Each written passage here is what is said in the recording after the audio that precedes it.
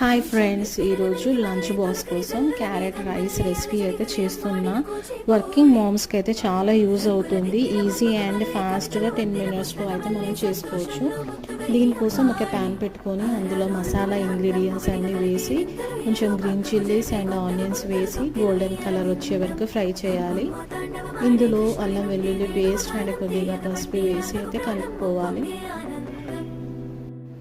ఆ తర్వాత సన్నగా తురిమి పెట్టుకున్న క్యారెట్ అయితే వేసి ఫ్యూ మినిట్స్ అలా ఫ్రై చేసుకోవాలి ఆయిల్లో. తర్వాత మనం ఉడికించి పెట్టుకున్న 2 కప్స్ ఆఫ్ రైస్ వేసి ఇలా టాస్ చేసుకోవాలి.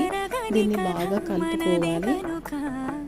1 టేబుల్ స్పూన్ సాల్ట్ వేసి టాస్ చేసుకొని తర్వాత కొత్తిమీర పుదీనా వేసుకొని అయితే బాగా కలుపుకోవాలి. ఫైనల్గా కొంచెం లెమన్ అయితే యాడ్ చేసుకొని సర్వ్ చేసుకుంటే అయితే టేస్ట్ చాలా బాగుంటుంది. ఒకసారి ట్రై చేయండి.